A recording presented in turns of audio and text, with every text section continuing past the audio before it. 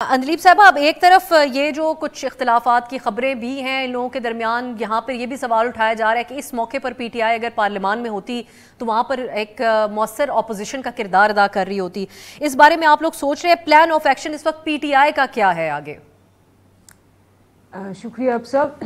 سب سے پہلی بات تو یہ ہے کہ اس وقت نہ صرف پاکستان بلکہ ساری دنیا یہ دیکھ رہی ہے کہ تاریخ رقم ہو رہی ہے. آپ کا جو وزیر اعظم ہے وہ جس دن اس نے عہدہ اٹھایا اس پہ فرد جرم عائد ہونے تھی. 34 میں سے 24 وزیر جو ہیں وہ بیلوں پہ ہیں، تو جن میں قتل، غارت، کرپشن، قبضہ، ہر قسم کی جرائم کے کیسوں میں ملوث ہیں. اس کے بعد آپ دیکھیں کہ اس کے باوجود جب آپ اس قسم کے لوگوں کو لے کے آئیں گے تو کھویا کھائی تو ہوگی، کیونکہ جب آپ قبضہ کر کے ناجائز طریقے سے پیسہ لگا کے آتے ہیں تو پھر آپ کیا سمجھتی ہیں کہ یہ آپس میں بڑے سنسیئر ہوں گے؟ انہوں نے آپس میں بھی یہی کرنا ہے. آپ دیکھیں وزیر، وہ تو ابھی بھی کہہ رہے ہیں اندلیب صاحبہ، وہ کہہ رہے ہیں ہم نے ایٹ آل کاسٹ ہم نے اس اتحاد کو بچانا ہے. اس کے لیے وہ بلاول صاحب لندن چلے گئے، وہ بات چیت سے مسائل حل کر لیں گے. ایک اور چیز اندلیب صاحبہ وہ یہ بھی کہتے ہیں، یہ جو آپ لوگ فواز صاحب بھی کہہ رہے ہیں کہ تمام جماعتیں اکٹھی ہو گئی، وہ یہ کہتے ہیں مانتے ہیں کہ ہم مختلف نظریات کی جماعتیں ہیں، ساتھ چلنا اتنا آسان بھی نہیں ہوتا، بہت سی معاملات طے کرنے پڑتے ہیں. ابھی یہ دیکھیں، چیک کریں ذرا کہ وزارت خارجہ، اس پہ پیپلز پارٹی نے اپنی وزارت مملکت حنا ربانی کو بنایا. اچھا وہ ابھی بلاول صاحب جو ہیں انہوں نے وزیر خارجہ بننا ہے واپس آ کے، تو ساتھ ہی وزیر اعظم جو ہیں شہباز شریف، کرائم منسٹر جو ہیں، انہوں نے فاطمی صاحب کو لگا دیا ایسے پی ایم فارن افیئرز پہ. اچھا وہ تیسری جماعت آ کے اپنا لگا دے گی. تو آپ سوچیں کہ یہ جو چونچوں کا مربع ہے اور یہ جو ایک ہرس ہے اور ہوس ہے کہ سارے اپنے بندے لگا دیں، ایک ایک وزارتوں پہ 10-10 بندے لگا دیں، وہاں کیا کام ہوگا؟ بات آج کل توشہ خانہ والی جو ایشو ہے اس کے اوپر بہت زیادہ زیر بحث ہے. آج اسلام آباد ہائی کورٹ نے بھی بڑا واضح طور کر دیا کہ تحفہ ریاست کا ہوتا ہے، وزیر اعظم کا نہیں. اور کہا جا رہا تھا کہ خان صاحب نے خرید کے بیچ دیے، تو کیا ہو گیا؟ فواد صاحب کہہ رہے تھے تو کیا یہ مشکلات نہیں کھڑی کر دے گا؟ عمران خان صاحب ڈیٹیلز رکھ دیں گے ان تحفوں کی سامنے اور واپس دے دیے جائیں گے؟ اس بارے میں کیا سوچ رہے ہیں آپ لوگ؟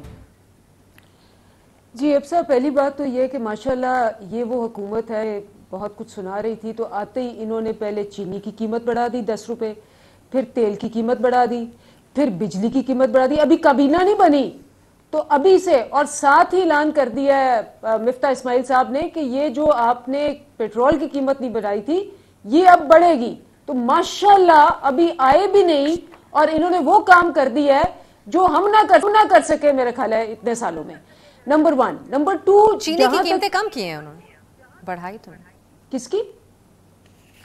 چینی کی قیمتیں انہوں نے کم کی ہیں. مفتاح اسماعیل صاحب نے بڑی تفصیلی پریس کانفرنس کی اندلیب صاحبہ آج. چینی کی قیمت وہ ایک اور بات بھی کہہ رہے ہیں، بڑی 10 روپے بڑی، شاید آپ ٹی وی نہیں دیکھ رہی تھی. اچھا ایک اور بات بھی ہے اندلیب صاحبہ، میں پھر اب آپ اس طرف لے کے گئے، میں ذرا اس پہ آ جاتی ہوں. وہ پیٹرول پر سبسڈی کے حوالے سے بھی کہہ رہے ہیں کہ آپ لوگوں نے بارودی سرنگ لگا کر گئے عمران خان صاحب، ڈیزل اور پیٹرول پر ٹیکس نہیں لیا، اب ہمیں یہ کرنا پڑا ہے. پیٹرول سستا کرنا کوئی مہربانی نہیں ہوتی کیونکہ عوام ہی کے پیسے ہوتے ہیں سارے.